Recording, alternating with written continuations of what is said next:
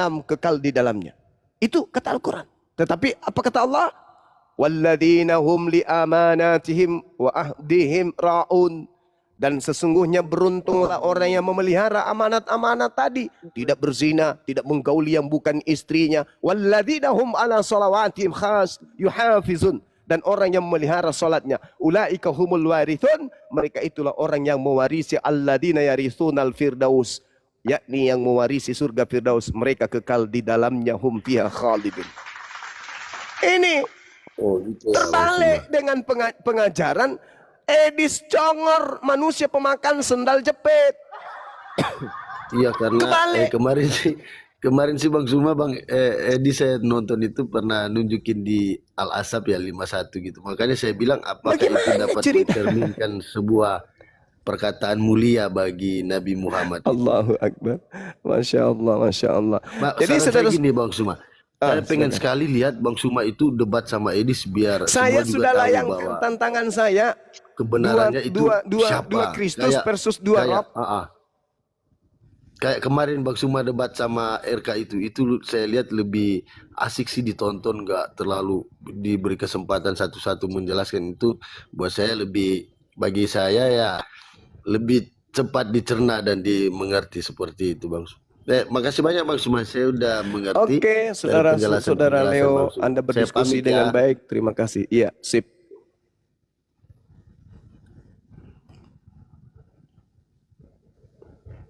Lanjut teman-teman sekalian. Baik, pasien selanjutnya. Ayo Moto. Assalamualaikum warahmatullahi wabarakatuh. Ya, ini Tuhan. Oh, namanya Tuhan Yesus. Masa Gurunda debat sama Tuhan, Gurunda? Enggak apa-apa. Namanya Tuhan Yesus itu dia. Assalamualaikum warahmatullahi wabarakatuh. Selamat sore untuk kita semua. Izin bertanya sedikit, Bang.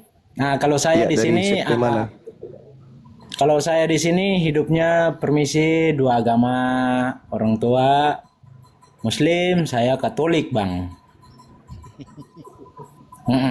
Kalau ini karena belum bisa on cam, kalau saya on cam kaget abang nanti, soalnya rumah saya depannya musola besar. Iya, nggak apa-apa, itu biasa terjadi dalam hidup manusia. Lanjut. Kalau kita salam kenal sebelumnya Bang dari NTT. Siap. Bang, salam toleransi. Bisa lihat video NTT kan Bang. Nah, dari tadi saya nyimak terus abang sama ibu berbicara. Ini mohon maaf ya di luar konteks sedikit ya. Hanya sedikit bertanya Bang. Di saat kita beribadah bersembahyang itu ada kata yang mana jangan menyembah Allah lain selain Allah, ya kan Bang? Iya, betul. Nah, di Kristen pun demikian.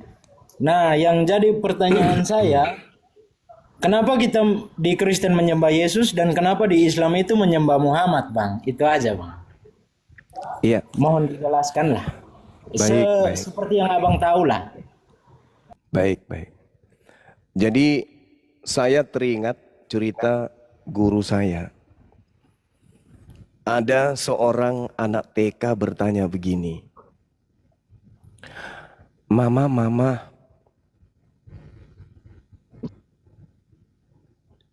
binatang apa yang memiliki 3 kaki? Jadi si mama ini bingung, binatang 3 kaki. Terus mama nggak bisa jawab. Ye mama, kata anak TK, bantu sama ayah dong. Ayah, bantuin mama dong. Si adik nanya tuh, binatang yang memiliki 3 kaki itu binatang apa sih? Mama pusing, ayah pusing, seisi rumah pusing. Saya mendengarkan cerita guru saya itu, tertawa teman-teman semua pada bingung semuanya. Ayo ada anak, adakah kemudian yang mampu menjawab pertanyaan anak TK tadi? Ayah, ibu dalam cerita itu nggak sampai jawabannya. Lalu kemudian di kelas juga riuh, nggak ada yang bisa menjawab. Akhirnya saya ngangkat tangan. Saya bu, ya silakan Lim, kata guru saya. Binatang yang dimaksud di situ adalah becak. Jadi di kelas itu ribut. Wah, Alim katanya asal-asal ngomong, kok bisa dibilang becak gitu. Nah, saya ditanya, guru saya tenang dengan bertanya, Lim, apa alasanmu mengatakan binatang yang bertiga kaki itu adalah becak? Saya katakan, yang bertanya siapa, Bu? Anak TK. Nah, saya menggunakan paham anak TK. Sama dengan pertanyaan saudara, ini pertanyaan anak TK. Pertanyaan anak TK yang menggelikan, kenapa umat Islam menyembah Nabi Muhammad? Sama seperti anak TK, ikan apa yang memiliki 3 kaki? Maka saya katakan kepada saudara dengan jawaban anak TK. Kenapa umat Islam menyembah Nabi Muhammad? Ya, ini jawaban anak TK kepada pertanyaan anak TK. Karena seorang anak harus menyembah ibunya, harus menyembah ayahnya. Ketika ayahnya mengajarkan kebaikan, maka seorang anak harus tunduk kepada kebaikan dan kebenaran dari yang diarahkan oleh ayah ibunya tersebut. Seorang anak yang mendengarkan nasihat ayahnya sama dengan mempertuhankan dan menyembah kedua orang tuanya. Sampai sini paham? Sampai sini paham?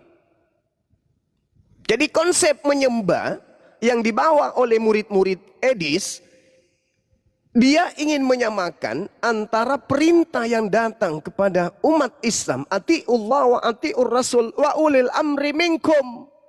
Jadi kalau taat kepada Nabi Muhammad disebut menyembah Nabi Muhammad, ayat itu mengatakan wa ulil amri minkum, dan taat pula terhadap pemimpin-pemimpin yang ada di antara kamu.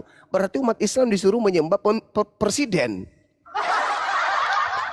Atiullah, taatlah kepada Allah. Artinya apa? Perintah Allah apa? Perintah Allahnya ibadahilah aku, sembahlah aku, meminta doalah kepadaku, berharap satu-satunya kepadaku. Maka mentaati itu artinya hanya beribadah kepada Allah, hanya menyembah kepada satu hakikat pencipta yang disebut Allah Azza wa Jalla. Bagaimana dengan taat kepada Nabi? Taat kepada Nabi Muhammad, ikuti perintahnya. Wahai Nabi Muhammad, kumpulkan seluruh perintahmu. Adakah di antara seluruh perintahmu itu mengajarkan beribadah, menyembah, mentuhankan dirimu? Ternyata enggak ada. Seluruh rangkaian perintah Rasulullah yang dicontohkan, yang dilisankan, yang menjadi keputusannya, semuanya mengarahkan umat Islam untuk beribadah, menyembah, sujud hanya kepada Allah. Berarti taat kepada Nabi Muhammad sama dengan taat menyembah kepada Allah pencipta langit dan bumi. Lalu bagaimana dengan taat kepada pemimpin? Ketika pemimpin itu tidak zalim, ketika pemimpin minta ente bayar pajak, ketika pemimpin minta engkau kemudian mendirikan rumah ibadah, taat. Mendirikan rumah ibadah atas perintah pemimpin, artinya pemimpin mengarahkan kita untuk beribadah kepada Allah Subhanahu wa taala dan mengakui tuntunan yang berasal dari Nabi Muhammad sallallahu alaihi wasallam. Konsepnya jelas, terurai. Taat kepada Allah artinya menyembah kepada Allah. Taat kepada Nabi artinya taat menerima perintah Nabi agar menyembah hanya kepada Allah. Adakah Nabi Muhammad memerintahkan menyembah kepada dirinya? Tak ada. Bagaimana dengan Kristen dengan konsep mentuhankan Yesus? Jelas. Yesus anak Maria mengajarkan untuk mengimani dirinya, mempercayai dirinya, mentaati dirinya sebagai apa? Sebagai Tuhan atau sebagai utusan Tuhan? Sebagai utusan Tuhan. Yohanes 17 nomor 8, Yohanes 14 nomor 12, Yohanes 14 24. Banyak ucapan-ucapan Yesus. Yohanes 14 31 dan seterusnya. Yohanes 10 nomor 27 dan seterusnya. Yesus mengatakan yang mempercayai diriku, yang mengikuti diriku adalah mereka yang melakukan perintah Bapa, sebab perintah yang keluar dari mulutku bukan dari aku tapi dari Bapa yang telah mengutus aku. Kristen kok nyembah dia? Salah. Orang Indonesia dalam hal ini Islam juga salah kalau menuduh itu menyembah Yesus. Yang Kristen sembah bukan Yesus anak Maria. Yang Kristen sembah itu adalah makhluk padang gurun yang datang kepada Paulus, yang datang kepada penulis kitab Wahyu, yang datang kepada Ananias. Bukan manusia yang mengaku-ngaku sebagai Yesus Kristus. Itu sembahan Kristen. Jadi bukan dalam skala prioritas anak Maria Yesus dengan Nabi Muhammad anak Siti Aminah. Bukan. Tetapi Edis dan murid-muridnya menyetarakan makhluk padang gurun yang adalah sibilisisis yang memang mau disembah. Apa buktinya bahwa makhluk ini mau disembah? Coba Anda baca Lukas 4 nomor 6, Matius 4 nomor 6. Apa kata makhluk tersebut? Yesus, jika engkau menyembahku, maka segala kuasa di dunia akan aku berikan kepadamu, sebab aku berhak memberikan kepada siapapun yang aku kehendaki. Makhluk ini ingin disembah. Nabi Muhammadku tidak pernah memerintahkan umatnya untuk menyembah dirinya. Sedangkan makhluk yang bernama Kristus ini menginginkan disembah. Buktinya, ketika makhluk ini keluar dari kubur, apa kata dia? Kepada aku telah diberi kuasa. Yang memberikan kuasa siapa? Makhluk yang datang kepada Yesus. Tapi Yesus menolak kuasa itu. Makhluk yang masuk ke dalam kubur menerima kuasa tersebut. Kepada aku telah diberi kuasa. Siapa yang memberinya kuasa? Sibilisisis. Pergilah seluruh bangsa. Jadikanlah seluruh bangsa menjadi pengikutku. Itu perintah siapa? Sibilisisis. Siapa kemudian menjadi pengikutnya? Karisten. Di antaranya Edis, penyembahan terhadap makhluk padang gurun yang datang kepada mayat yang ada di dalam kubur, yang keluar dari kubur, memerintahkan ke seluruh bangsa menjadi pengikutnya. Disetarakan dengan Nabi Muhammad, yang Nabi Muhammad mengatakan apa? Fattakullah wa antiun. Nabi Muhammad diperintahkan oleh Allah menyatakan kepada seluruh umat manusia, aku ini la amliku li nafsi naf'an wala darran illa masya Allah. Aku tidak berkuasa mendatangkan manfaat kepada manusia maupun menolak celaka atau musibah bagi diriku kecuali apa yang dikehendaki oleh Allah. La amliku li nafsi naf'an wala darran illa masya Allah.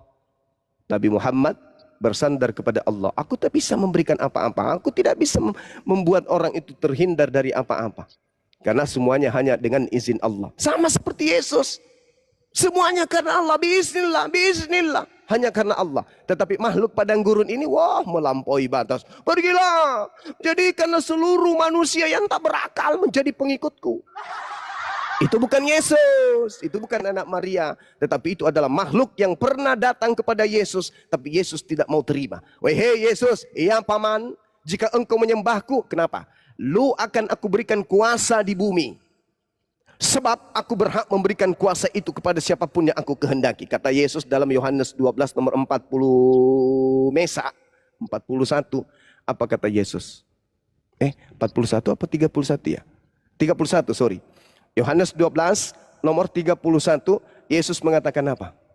Tidak lama lagi dia katakan gini, sekarang berlangsung penghakiman atas dunia ini. Sekarang juga penguasa dunia ini akan dilemparkan keluar. Siapa penguasa dunia? Akan dilemparkan keluar. Penguasa dunia ya sibilisisis. Dilemparkan keluar. Keluar dari mana? Keluar dari kubur. Itulah yang datang kepada murid-murid.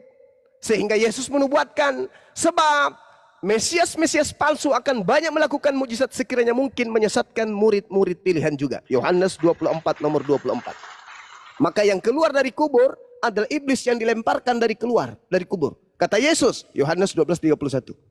Sekarang berlangsung penghakiman atas dunia ini. Sekarang juga penguasa dunia ini akan dilemparkan keluar. Keluar dari mana?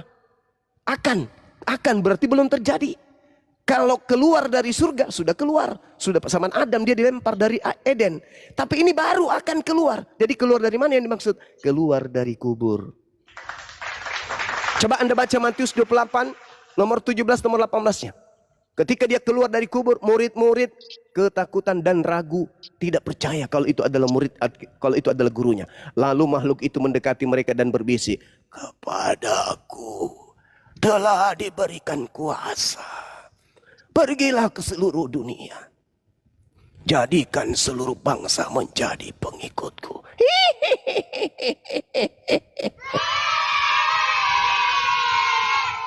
Mana orang banyak yang menjadi pengikut penyesat itu? Aliteng. Jadilah aneh. Manusia dibilang Tuhan. Tuhan dibilang turun jadi manusia nete. Tuhan turun ke bumi dipotong nonotnya. Aneh jadinya. Makan makanan yang diharamkan. Malah diajarkan kemudian. Coba kita buktikan bahwa itu adalah iblis. Apa kata Paulus setelah dibisikin oleh makhluk tersebut? Dalam Galatia 2 nomor 21. Aku tidak menolak kasih karunia Allah. Sebab sekiranya ada kebenaran oleh hukum Taurat, maka sia-sialah kematian Kristus. Coba. Ini apa ini maksudnya? Paulus mendapatkan ilmu dari makhluk padang gurun dengan mengatakan tidak ada kebenaran di dalam hukum Taurat. Gila enggak tuh? Gila. Masakan hukum Tuhan yang datang kepada Nabi Musa dikatakan sekiranya ada kebenaran di dalam hukum Taurat, maka sia-sialah kematian Yesus Kristus. Belum lagi dikatakan oleh Paulus di dalam Galatia 5 nomor 4. Apa kata dia? Dari bisikan iblis yang datang kepadanya. Kamu lepas dari Kristus. Jikalau kamu mengharapkan kebenaran oleh hukum Taurat, kamu hidup di luar kasih karunia.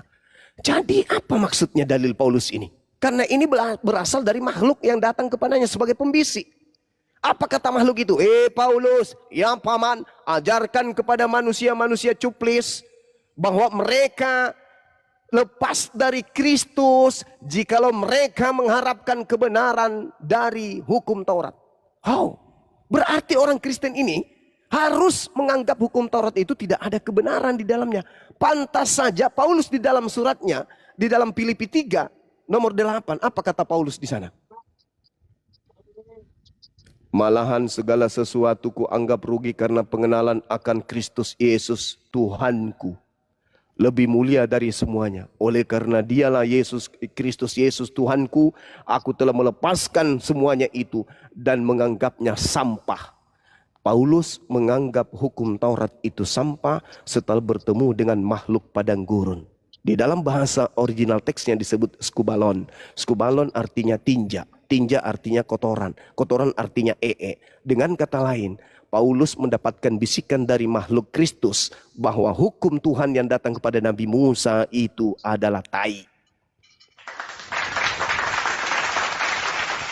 Ayo, apa iya hukum yang datang yang Tuhan berikan kepada Nabi Musa di Loh Torah, 2 batu yang diberikan kepada Nabi Musa, membebaskan kemudian Tuhan membebaskan Nabi Musa, Bani Israel dari perbudakan Mesir. Ketika kemudian Tuhan mengatakan dalam Yeremia 31 sampai 33. Apa kata Tuhan? Aku akan mengadakan perjanjian baru dengan Bani Israel dan Bani Yehuda. Aku akan menanamkan hukum Taurat ke dalam batin setiap Bani Israel. Ulangan 4, ulangan 6. Jika engkau ingin hidup, maka jalankan segala hukum Taurat pada saat engkau duduk, pada saat kau berdiri, pada saat kau berjalan, pada saat engkau berbaring. Ajarlah kepada anak-anakmu untuk menjalankan hukum Taurat itu. Dan kasih adalah tekun, wajib melaksanakan aturan Tuhan yang dibawa oleh Nabi Musa alaihissalam. Jika engkau ingin hidup, maka jalankan hukum Taurat. Kata Tuhan di dalam Ulangan 27 nomor 26, terkutuklah orang yang tidak menjalankan hukum Taurat dengan perbuatan. Tapi kata makhluk halus yang datang kepada Paulus, hukum yang datang pada Nabi Musa itu adalah tai, busuk. Skubalon. Anda coba cek apa betul skubalon itu artinya sampah. Apakah betul istilah skubalon itu bagi orang Yunani artinya tinja, kotoran? Anda lihat di dalam Filipi 3 nomor 8 dalam original teksnya. Di situ dikatakan hukum Taurat itu adalah skubalon, tai. Ini yang Anda ikuti. Agama seperti ini yang Anda ikuti. Na'udzubillah tsumma na'udzubillah. Orang waras pasti tinggalkan ajaran tersebut. Hanya orang gila yang cinta akan dunia, cinta makan babi, cinta tidak bersunat, cinta menghalalkan segala hukum Tuhan yang akan bertahan di agama seperti itu. Bagaimana mungkin hukum Tuhan disebut sebagai tai? Tai loh. Kata Paulus, dulu aku menganggap itu adalah sebuah kebenaran. Tapi begitu aku bertemu dengan Kristus Yesus, oleh karena dialah aku telah melepaskan semuanya itu dan menganggapnya tai, supaya aku memperoleh Kristus. Jadi orang Kristen itu wajib hukumnya menganggap hukum Tuhan yang datang kepada Bani Israel itu tai, supaya kalian bisa mendapatkan Kristus. Kenapa? Itu kan Paulus. Tunggu. Paulus mengatakan dalam 1 Korintus 11 nomor 1. Engkau harus menjadikan aku sebagai teladanmu. Kamu harus meneladani aku. Kamu harus mencontohi aku. Kamu harus jadikan aku sebagai bapakmu. Aku yang harus kamu ikuti. Aku yang harus kau teladani. Sebab aku ini juga adalah Kristus. Gitu, saudara. Ya, saya kira cukup dari saya. Semoga apa yang saya uraikan ini bisa menjadi pelajaran bagi kita Bang semua. mau nanya bang, Demikian. Bang Juma boleh nanya Bang Juma? Mumtaz Guna. Silakan. Bang Juma, Subhanallah. Ya. Mantap. Bang Juma, maaf, boleh Silakan, nanya Bang saudara. Juma? Oh ya. Boleh, boleh. Tadi Bang Juma Bentar-bentar Bang, belajar ini Muslim apa Kristen? Kristen Bang. Oh baik, silakan. Tadi kan Bang Juma kan memberi pernyataan mengenai Nur ya. Nur Muhammad. Nur itu kan kalau nggak salah cahaya Bang ya. Betul ya Bang ya? Ya, Ya, yang kata Abang kan dari Allah Subhanahu wa taala membuat dunia ini dari Nur Muhammad gitu kan ya. Betul nggak Bang? Betul kan? iya. Terus Abang bilang terus pengertian saya Abang bilang namanya manusia Nabi Muhammad SAW itu Rabi dan utusan Allah. Itu hubungannya apa Bang antara Nur Muhammad dengan Nabi Bang? Saya kurang ngerti itu tadi penjelasan Abang agak singkat tadi Oke. soalnya. Jadi Nabi Muhammad sendiri itu tercipta dari Nur Muhammad. Al-Maidah ayat 15, Al-Ansab ayat 45 sampai ayat 46. Cahaya yang menerangi adalah Nur Muhammad. At-Taghabun ayat 8, cahaya yang diturunkan. Al-Furqan, Rasul makan minum. Berarti dia bukan yang disebut Nur Muhammad. Al-Furqan jelas menerangkan itu. Al-Isra ayat 93. Nabi Muhammad menerangkan kalau dirinya hanyalah manusia. Al-Kahfi ayat 110. Nabi Muhammad mengatakan aku hanyalah manusia. Ali Imran ayat 31. Ikutilah aku, bukan sembahlah aku. Bahwa aku hanyalah cahaya dari Allah. Al-Asab ayat 45. Cahaya yang menerangi manusia dan seterusnya. Artinya bahwa ketika berbicara mengenai sang pencipta langit dan bumi. Pencipta langit dan bumi menciptakan segala sesuatunya dari Nur Muhammad. Termasuk menciptakan Nabi Muhammad dari Nur itu sendiri. Sedangkan pencipta langit dan bumi itu hakikat absolut tunggal. Yang tidak ada Nabi Muhammad di sana. Nabi Muhammad hanya manusia. Yang dari sejak semula dipersiapkan untuk menjadi Rasul penutup. Sebagaimana yang saya terangkan tadi dalam Al-Quran surah Ali Imran ayat 81. Bahwa Allah di alam praeksistensi manusia, Allah sudah menentukan nabi-nabi. Makanya Yesus dalam kitab saudara, kemuliaanku yang ada di hadiratmu sebelum dunia ini ada. Sebelum dunia ini ada, Allah sudah memberikan kedudukan-kedudukan kepada para nabi. Ali Imran ayat 81, pengakuan Yesus dalam Yohanes 17. Nomor 1, nomor 2, nomor 3. Itu.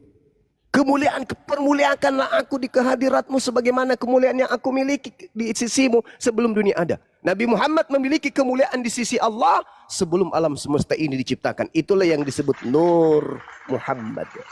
Berarti maaf Bang, berarti kalau gitu Nur Muhammad itu bukan Nabi Muhammad sebagai manusia Bang.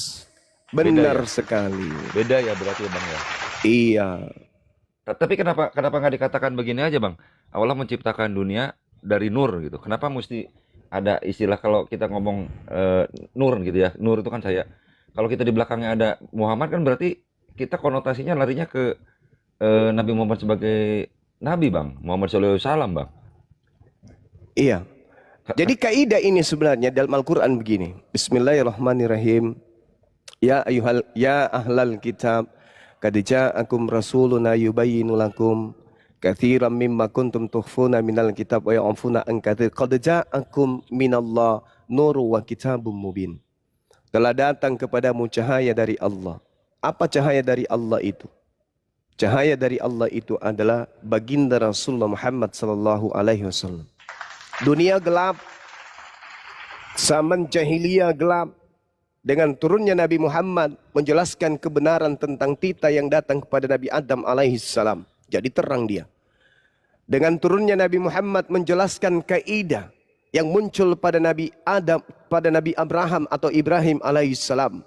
Menjelaskan, menguraikan, jadi terang. Kemudian bagaimana Nabi Muhammad menjelaskan tentang proses penciptaan, jadinya terang. Yang tadinya kita tak tahu, Nabi Muhammad datang untuk menjelaskan itu semua.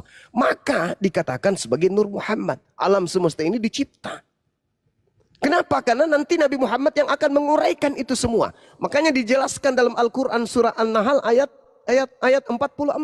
Nabi Muhammad diutus oleh Allah membawa Al-Quran sebagai cahaya untuk dunia dan menjelaskan serta membimbing seluruh manusia. Kalau Nabi Abraham hanya untuk keturunannya, begitu juga Ishak, begitu juga Yakub, begitu juga Yesus hanya untuk kaumnya. Tapi kalau untuk Nabi Muhammad, dia menjelaskan seterang-terangnya tentang alam semesta ini, tentang pencipta langit dan bumi ini. Maka dikatakanlah Allah menciptakan dengan Nur Muhammad. Seperti itu, saudara. Bukan berarti Nabi Muhammad itulah Nur Muhammad itu sendiri, enggak. Allah menciptakan alam semesta ini dengan Nur Muhammad. Nurin ila nur. Cahaya di atas cahaya. Tindak Kores mungkin ada yang ingin disampaikan? Silakan. Iya Gurunda, ada yang mau disampaikan. Silakan. Mantap Gurunda. Masya Allah, Subhanallah. Nice. Lanjut Gurunda. Berarti Bang mau nanya lagi Bang. Berarti kalau misalkan berarti secara garis besarnya Allah Subhanahu wa taala udah menskenario-kan bahwa Nabi Muhammad akan diturunkan ya. Soalnya kalau tidak diturunkan Nabi Muhammad berarti dunia tidak ada, kita tidak ada gitu ya, Bang. Benar sekali. Betul Suara sekali. kencang banget. Benar sekali. Oh gitu Bang Masya ya. Allah. Oke. Yes. Oke, makasih Bang ya. Salam Bang. Sama-sama, saudara. Saya mau ngomong dulu sama Ya, bentar.